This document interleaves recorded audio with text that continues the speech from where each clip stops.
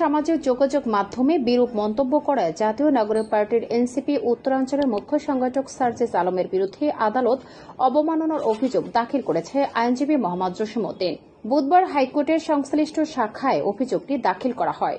এর আগে 24 মে সার্জিস আলমের স্ট্যাটাসকে মর্যাদাহানিকর ও অবমাননাকর উল্লেখ করে তাকে একটি আইনি নোটিশ পাঠানো হয়েছিল। সেই নোটিশে বলা হয়, সুপ্রিম কোর্টের রেজিস্ট্রার জেনারেলের মাধ্যমে প্রধান বিচারপতির কাছে নিঃশর্ত ক্ষমা চাইতে হবে এবং একটি সংবাদ সম্মেলনের মাধ্যমে জাতির কাছেও দুঃখ প্রকাশ করতে হবে। তবে নির্ধারিত সময়ের মধ্যে কোনো প্রতিক্রিয়া না পাওয়ায় আদালতের অবমাননার আনুষ্ঠানিক অভিযোগ দাখিল করেন জসিমউদ্দিন।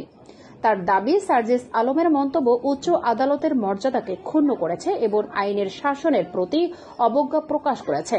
এই অভিযোগ গৃহীত হলে আদালত অবমাননার মামলা হিসেবে বিষয়টি বিবেচিত হতে পারে এবং আদালত তার বিরুদ্ধে আইন আনুগত ব্যবস্থা গ্রহণ করতে পারে।